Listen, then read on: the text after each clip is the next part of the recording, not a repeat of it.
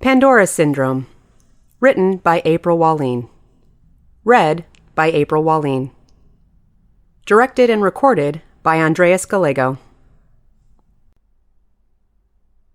Chapter 8. Mind the Gap. Into the 21st Century. How I Got Into This Mess, Part 2. I heard a strange scraping against the wall of my cement prison.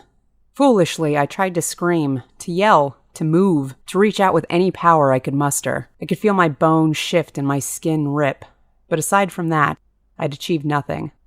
I'd heard this sound before. One of the baristas or the manager had come down to restock the shelves, probably with boxes of coffee beans and bags of cups. The people that worked at these places were supposed to be supernaturals. Why couldn't they sense that I was there? I thought maybe it was because I'd become too weak, trapped as I was, or that the ability dampening of the place was really just that strong. I wondered how long it would take me to stop jumping at every sound, only to get my hopes dashed by cold logic.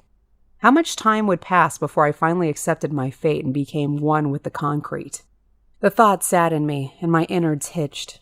Or at least I think they did. Maybe I was imagining it. Enough of this. I had to think of something else. Anything else. Over the coming years of my eternal existence, I searched for my attacker. They had disappeared after our little talk with the Order, which had quite possibly confirmed our suspicion that the necromancer had some tie to them. It had also effectively killed any trail I'd had to lead me to the perpetrator.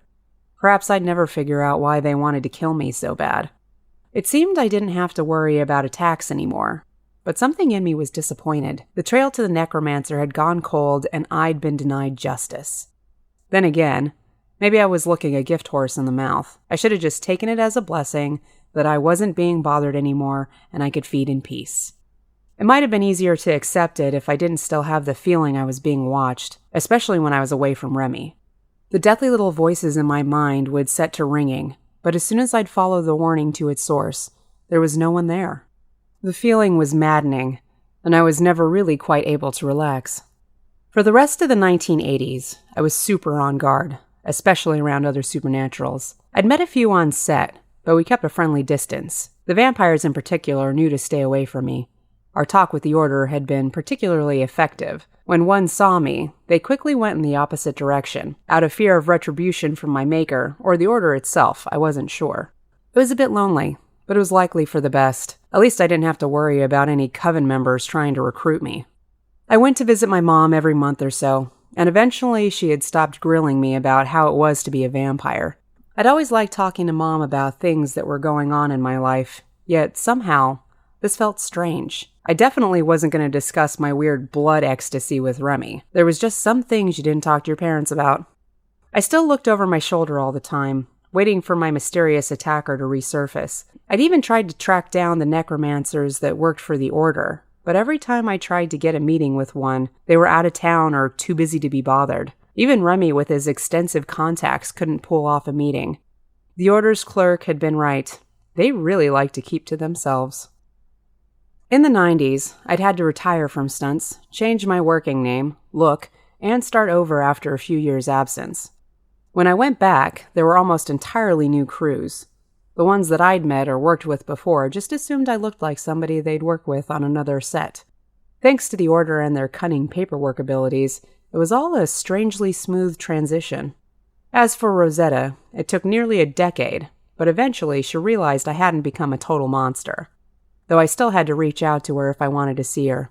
Sometime in the years she hadn't been talking to me, she'd gotten pregnant and had a set of twins. She was too busy to do more than have the occasional chat over the phone with me and a dinner once every year or so.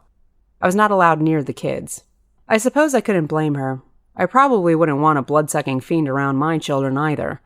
But I was hurt I wasn't allowed to be in their lives. Jack had eventually come out to Mom about his undead status. We'd told her that he'd been attacked and I'd resurrected him. But I'd never told her it was me who had done the attacking. It was Jack's request that I didn't. I wasn't sure if he was trying to protect me, or if he just didn't want Mom to worry about us. Maybe it was a little bit of both. I'd still had no interaction with other necromancers. No attacks either. Everything was peaceful as could be. Yet the strange feeling of being watched still persisted.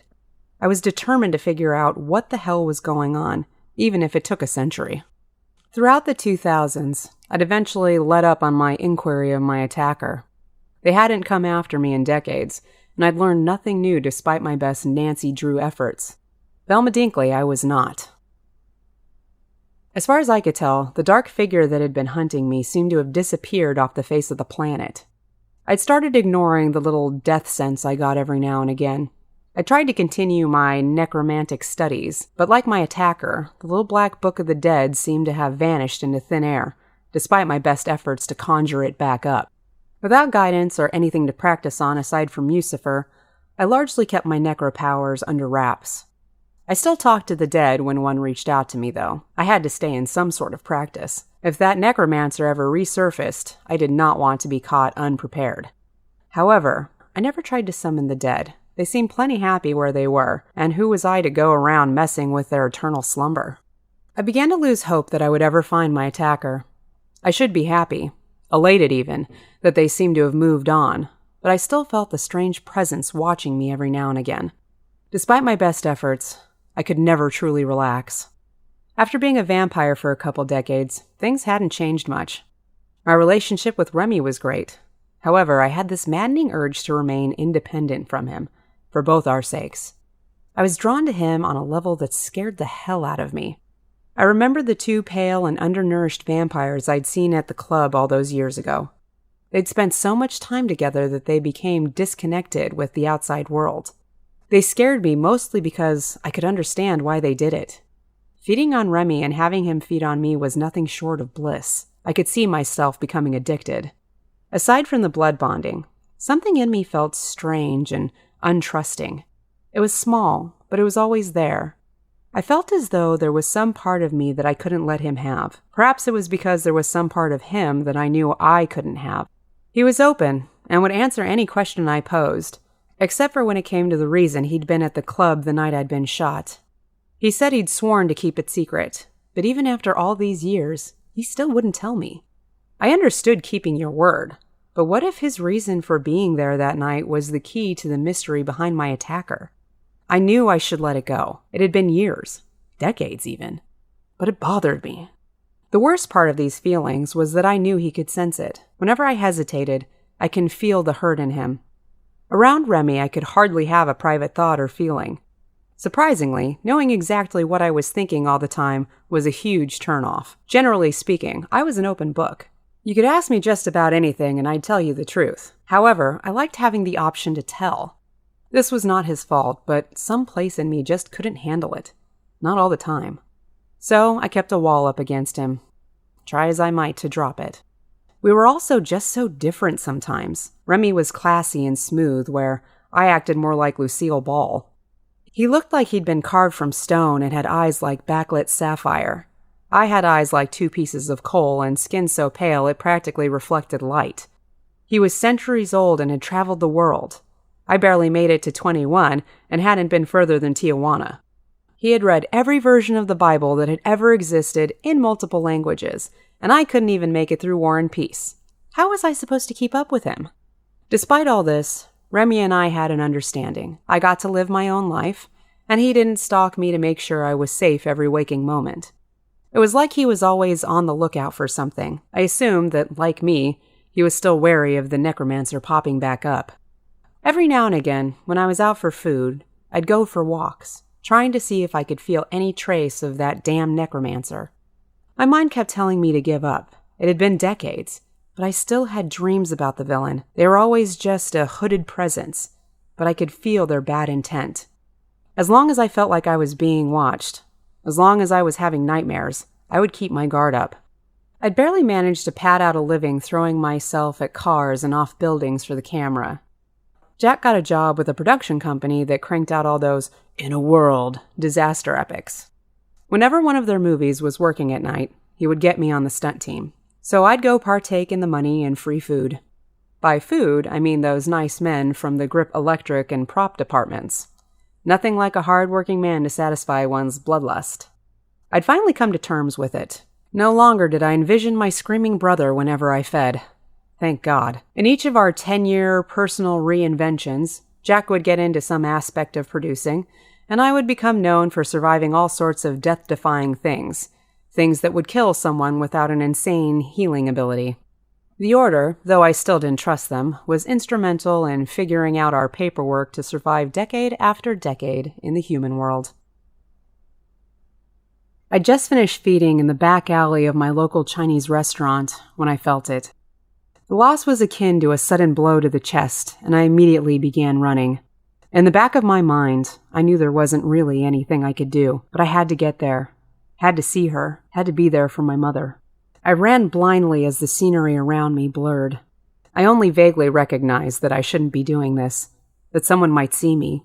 Of course, all they would see was a pale streak flash by them, but I couldn't be bothered with any of it.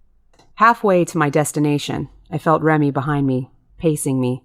I could feel him in my mind, trying to figure out what was wrong.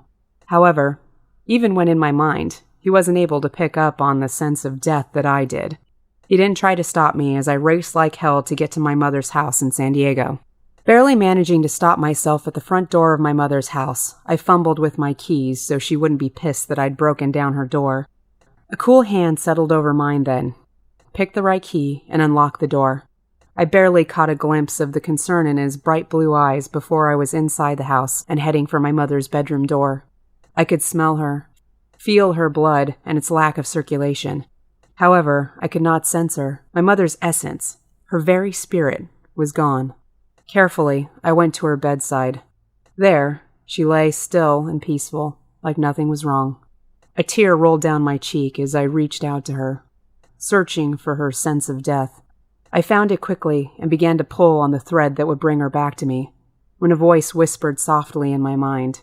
It was from the same place as the voices that warned me of trouble. "It's not what she would want," the voice said, and I froze.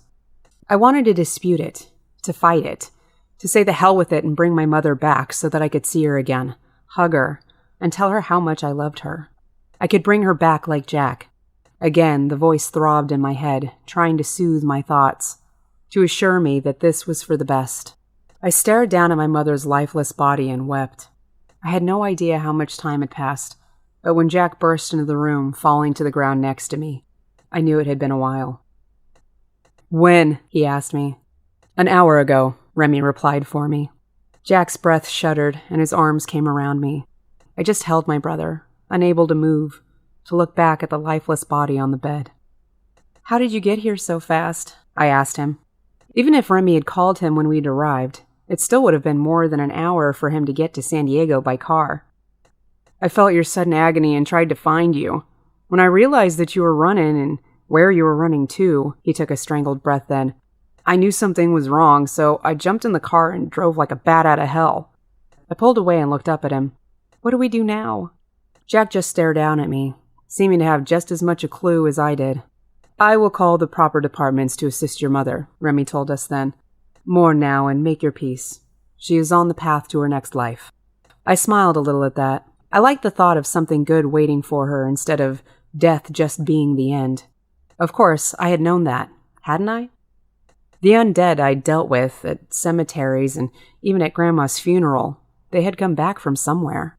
My head began to hurt then. I couldn't think of this now. My mother was dead, and I wouldn't be seeing her again.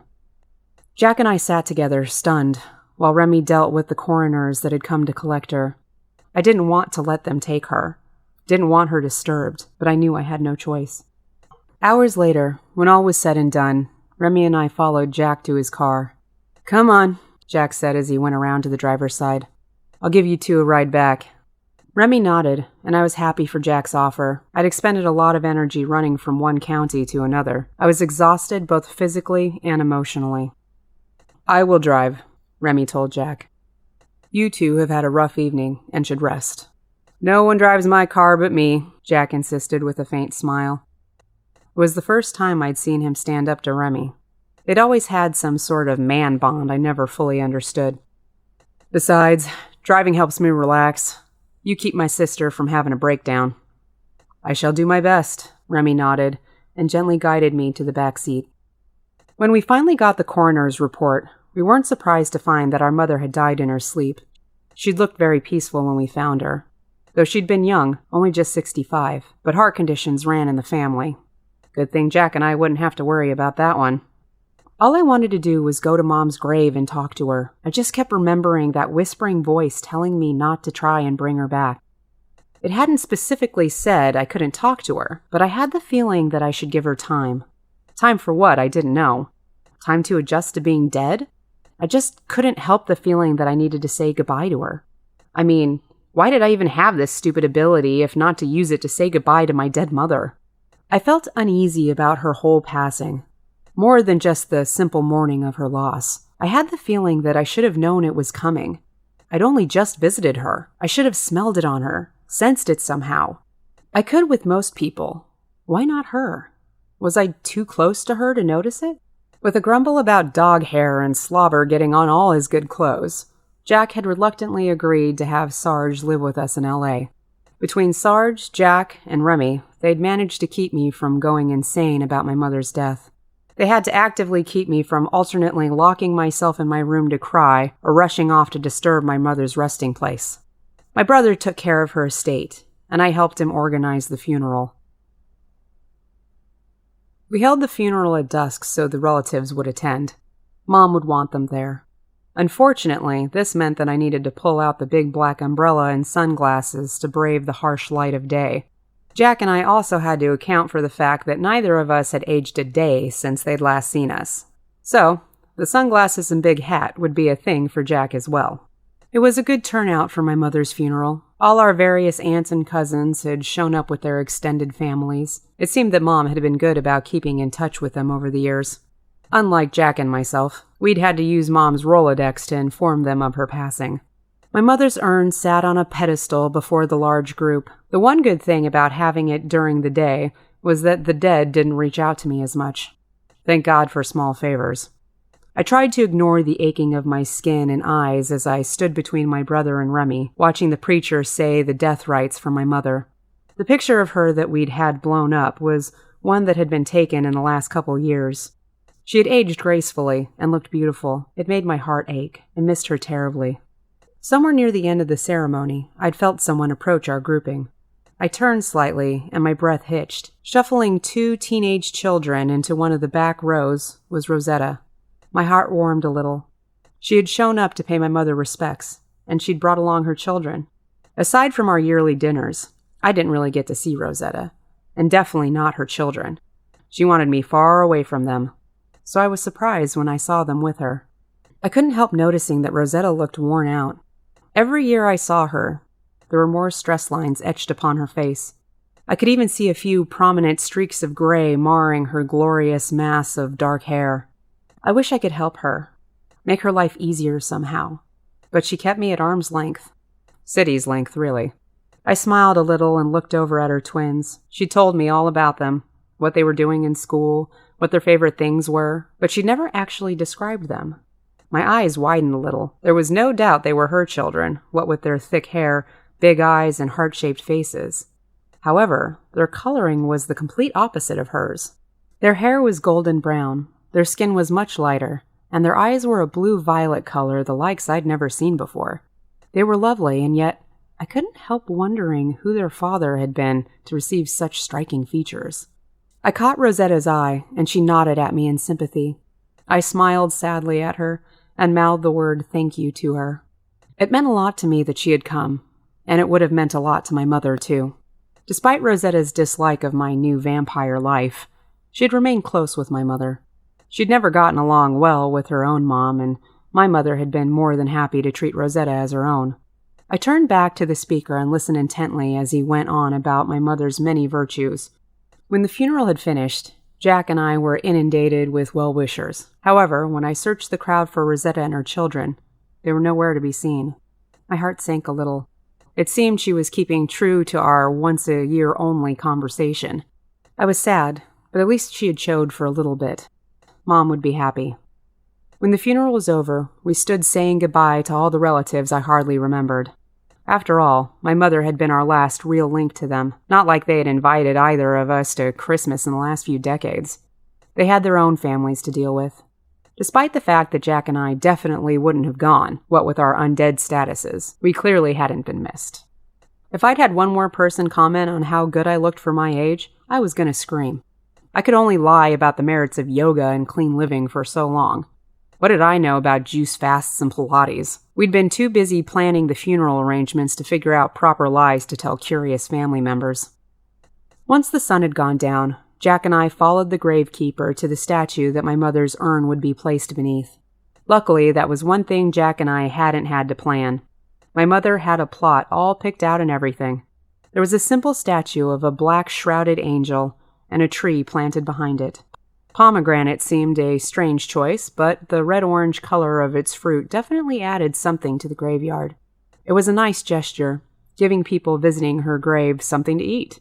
If I were going to have a grave, I think I would have liked to do something similar, though I wasn't sure why my mother had decided on the angelic figure. She was never religious.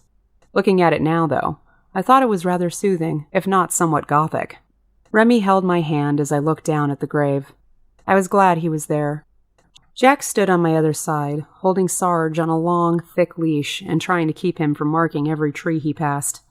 I felt tears brimming in my eyes. She was really gone. "Perhaps I should give you a moment alone," Remy offered. I smiled back at him and nodded. Remy reached out to Jack for Sarge's leash. Jack sighed in relief, gladly handing over the hyper dog. It was funny to see how Sarge bounded about, pulling against his leash, tugging this way and that. Remy was as unyielding as a statue. I had the distinct feeling that the leash would break before Sarge managed to get away from Remy's firm grip. I settled into a comfortable sitting position next to Mom's grave, and Jack joined me. We sat calmly, silently playing with the grass of our mother's grave. I didn't know what to say.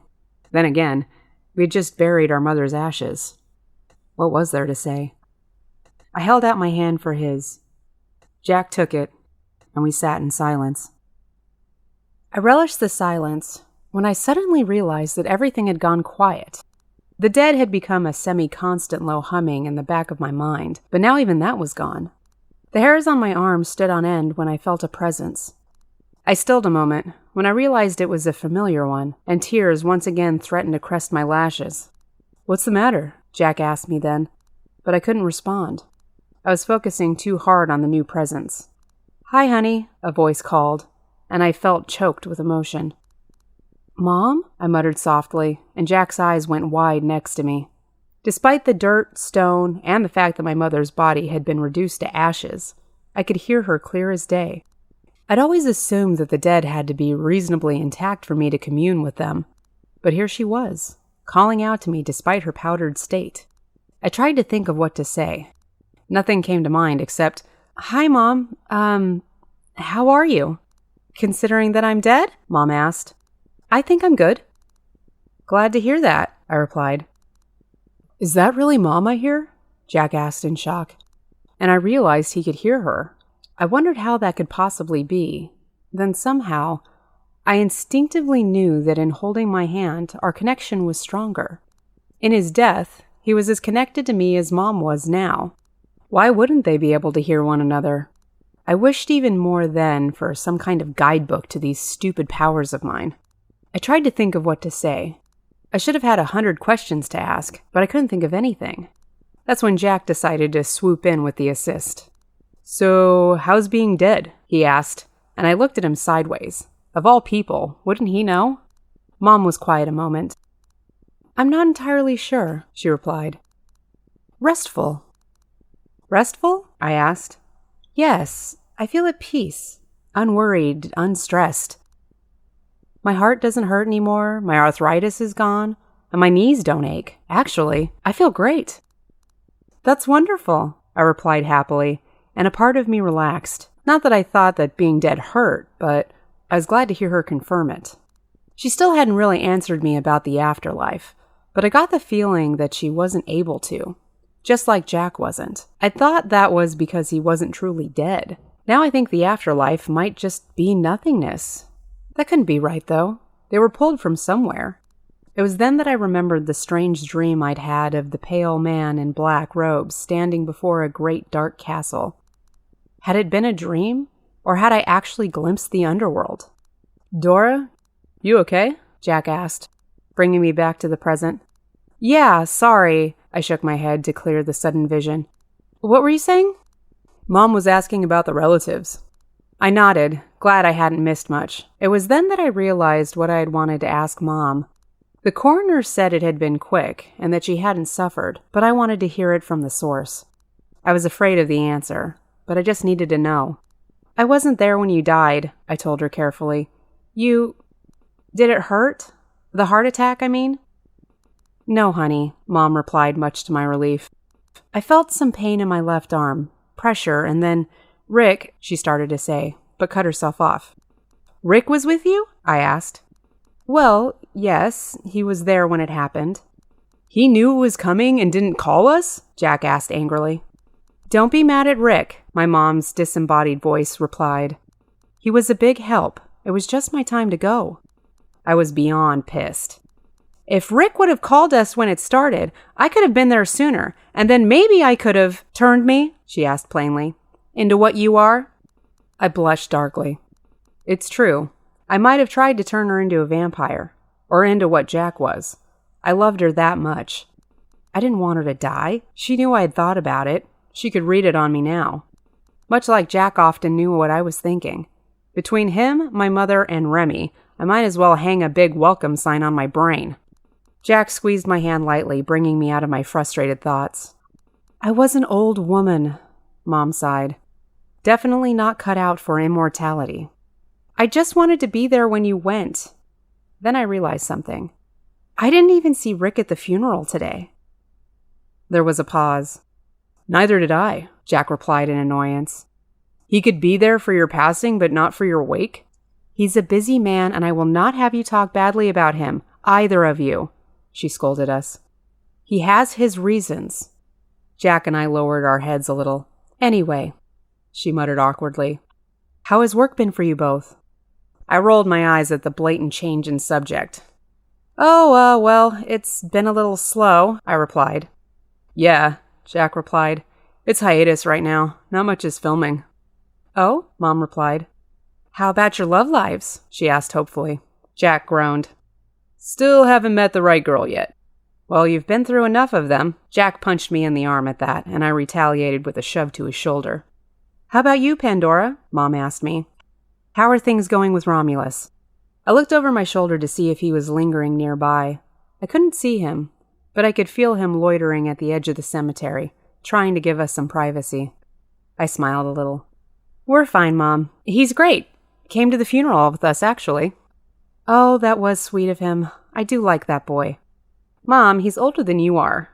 I corrected awkwardly. I know, she replied. He still looks like a boy to me. Give him my love. I will. I miss you, I said to her then, because I could feel her growing a little distant. I'm not sure if it was a strain on the dead to come to the living, but I was getting that impression. I miss you too. Both of you, she replied, and I could almost see her smiling in my mind. Love you, Mom, Jack said, and I could hear a little choke of emotion in his voice. I squeezed his hand comfortingly. I could feel her pulling away then, could almost hear her sigh contentedly, and I let her slip back into death. I felt weird about it. She was alive a minute ago. Sort of. As she slipped away from me, it almost felt like releasing a fish back into the sea. The dead didn't belong in this world. I thought of Jack and wondered if he'd be happier in a grave as well. He'd never known the peace Mom now felt, so maybe he couldn't miss it. Jack and I were sad to leave Mom's grave, but we were both happy that we'd gotten to have a little talk with her. It wasn't a grand goodbye by anyone's standards, but it worked for us. So, hand in hand, Jack and I went to find Remy and Sarge and make our way back to our undead lives in Los Angeles. Jack and I decided to move soon after Mom's death. It was time for a change. Not to mention, we needed a backyard that Sarge could run around in. Though the little blue condo had been home for a good long time, it felt strange to leave it, as the only other place I'd ever lived was my mother's.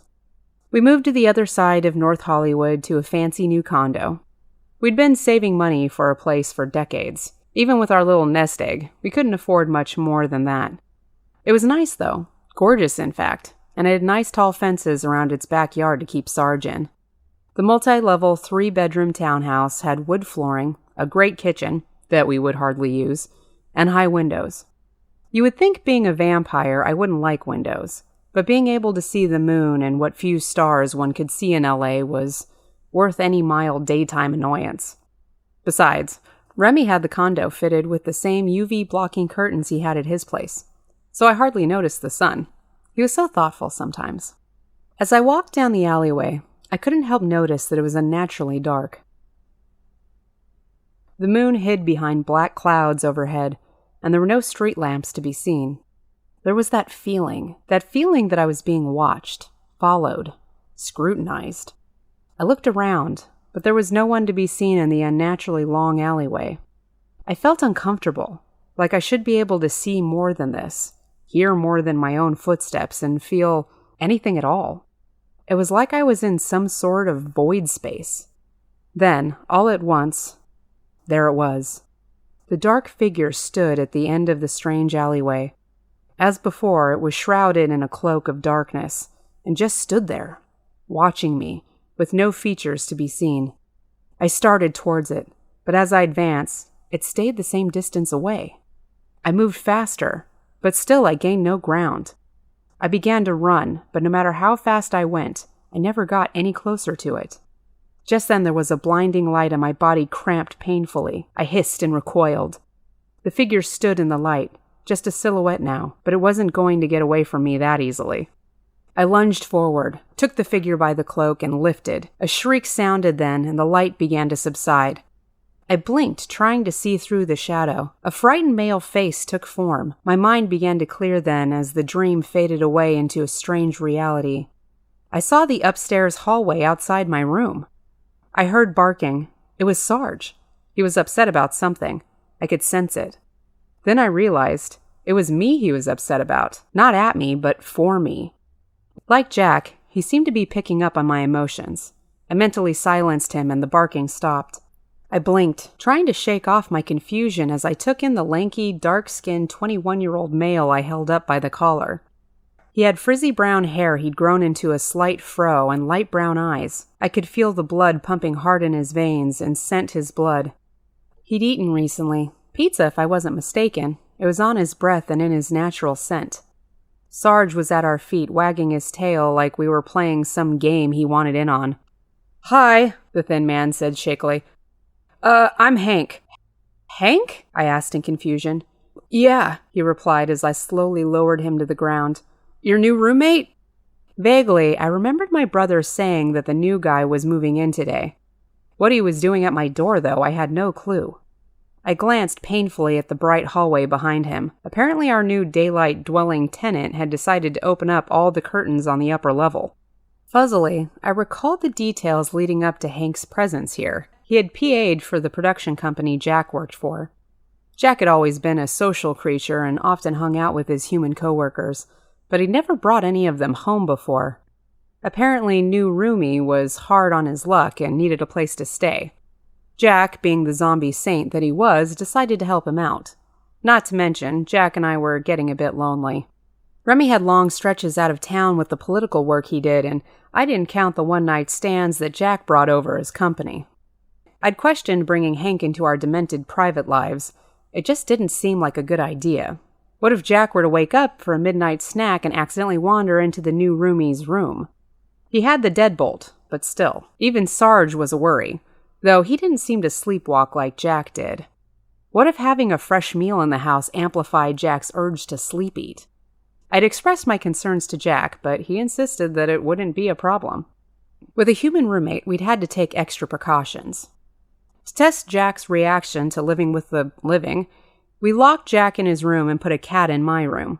Unfortunately, as soon as Jack went into REM sleep, he broke down my door to get to the cat. Deadbolt be damned.